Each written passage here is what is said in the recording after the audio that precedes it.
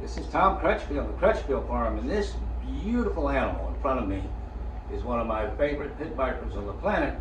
It's a Mangchan Viper, and her name is Mei, which is actually my brother's wife's name in honor of Mei, and it means sister in Mandarin Chinese. And I used a Chinese name for her because her species is endemic only to China and only to parts of Hunan state of China and a couple of others. It's like in a corner where 3 provinces come together, and it's only about 60 square kilometers. That's the entire range of this animal in nature, and it wasn't even known to science until the early 2000s. I think it was 2004. And someone that was doing electric wires through the Mangshan mountains found this big green pit viper sitting on eggs, and voila, we have the biggest species of pit viper in the New World that can reach almost 3 meters in length, and we didn't even know about it.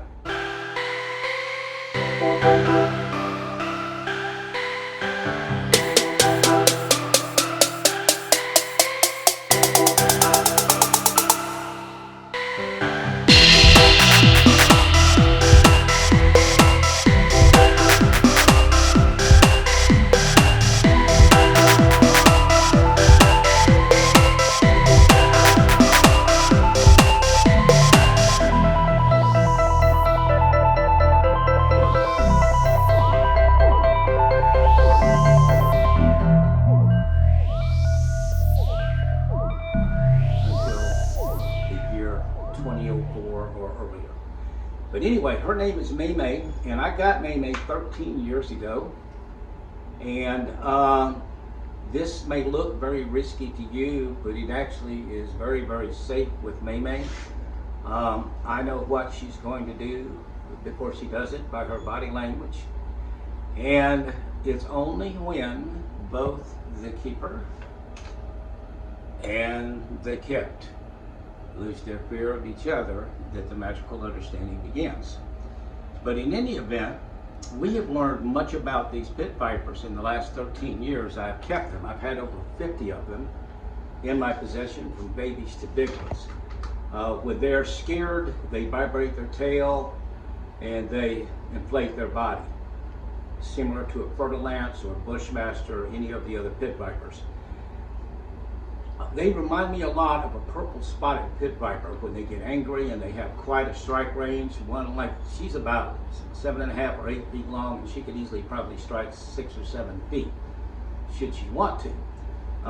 She's not ever going to bite me. Once Mei, this snake, about 7 years ago, I made a mistake when feeding, and my hand was too close to the cage.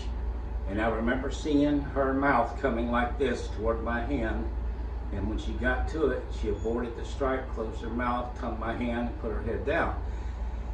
She has lost her fear of human beings, which would be an instinctive fear for generations, just in her lifetime, to give you an idea of the intelligence of even snakes.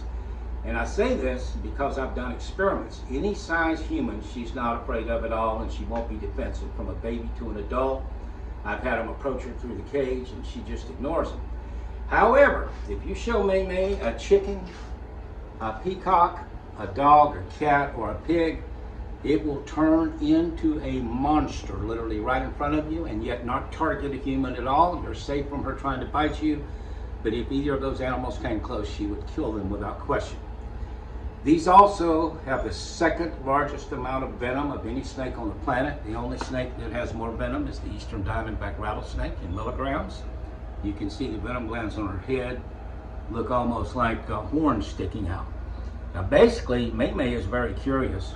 We used to let her sit on the table here when we cleaned the cages back years and years ago. So she's very used to human beings and people. And of course, as I said, because we never scare her, never hurt her, she basically, I don't think she would try to bite a human. Do I free handle her and pick her up and let her head touch my hand? No, I don't. But I don't have to use a regular size hook, and I don't have to use the precautions I would have, because I really don't trust snakes not to bite me. I trust me to understand the language of the snake and the ability to handle them without tools, sometimes better than most people can with tools. If I started pushing and prodding this snake and all of that stuff, it would be a totally different thing. Also, I want to say one more thing here, and that is that Mangchan Vipers do not spit venom. Not small ones, not big ones, none of them. I think what started this is that a lot of pit vipers, including our own rattlesnakes, if they strike out a full strike and think they're going to hit, they'll bite down at the end of the strike and it will force venom out of the venom glands. If they don't make contact, it might splash on the ground right by their head, but they're not spitting venom at anybody. We've learned a lot about these snakes, and we really learned a lot about these snakes by reading scientific papers and upping our information on these animals in nature.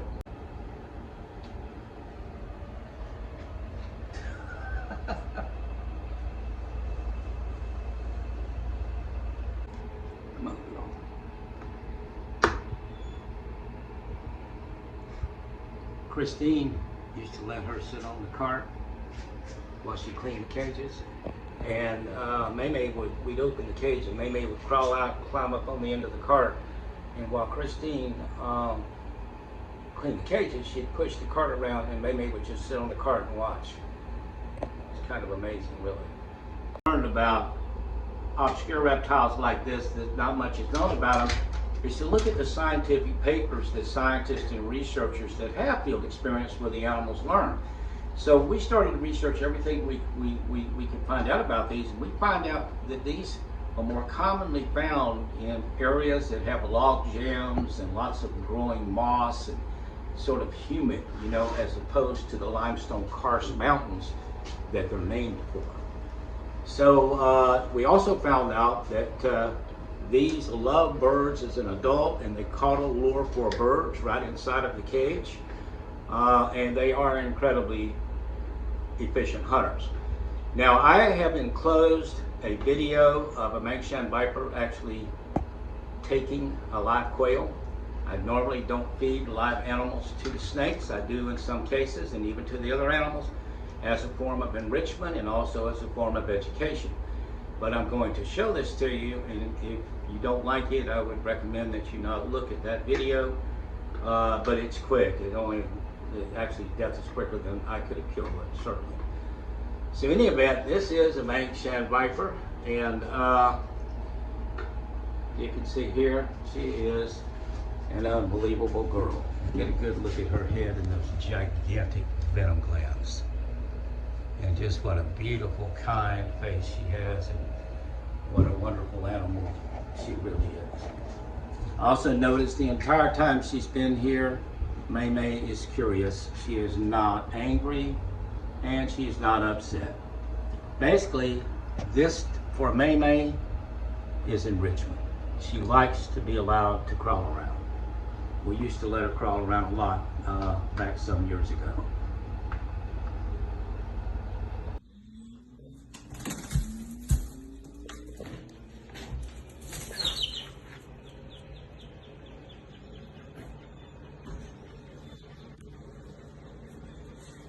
And I hate to tell you this, I definitely didn't get it. I did. Oh, I did. But it went underneath the branches. When you service a cage, like for instance, we just changed the water in the Mangchan Viper cage on this half of it anyway. You can see it's this part of the actual habitat's 9 feet long. You can see the Mangchan Viper, one of them came out from under the bark in the log pile we have for them to investigate to see what is going on. That shows that the animal actually is very interested in his life. It shows that the animal is very happy where he lives, because when there's a disruption of where he lives, he comes out to see what it's all about, but without fanfare. There's no wild striking or vibrating of the tail or anything like that. It's just a snake, sort of his way of saying, What's up, man? What are y'all doing in my cage? Did you bring me food? Sort of like that. I set out to learn a lot about Mangchan Vipers almost 15 years ago.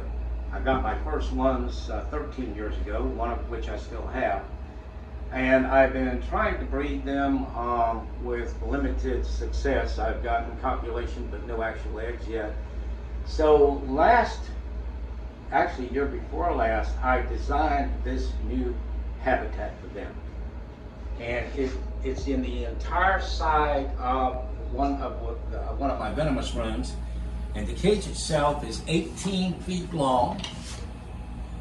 It sits 3 feet off the ground, and it's about 5 feet tall. So the cage actually sits, or a Mangchan Viper could actually climb up and reside about 8 feet off the ground. Now, it has 2 windows in it, as you can see, and 2 doors. There's a window at each end. You can see how the doors are very large and open out. And for easy service, you can see here's a big Mangshan Viper right there coming out to say hi and see if we brought it a quail or something that it wants to eat. And notice the window over there. Notice Cranky Guts right there. Yeah, that little male will pop you, so don't get close. And there you can see the entrance to the other side of the cage. See, we can open it or we can close it. And we actually have windows that are open to the outside. And the snakes not only get natural unfiltered sunlight, but they get actually rained on sometimes if it rains hard. Inside, we copied a lot of the area where they're found in the wild, or tried to duplicate it as much as we could. We have live plants, we have potting soil, we can increase or decrease the humidity, which of course happens with the rains outside anyway.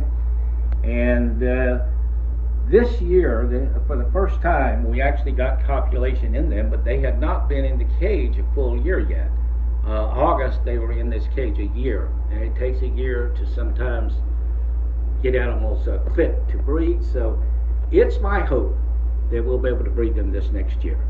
I've designed this where it gets fairly cold too, and I temp gun that big girl with her head on top of the log right there. Her skin temp was 47 degrees this last winter at the coolest point.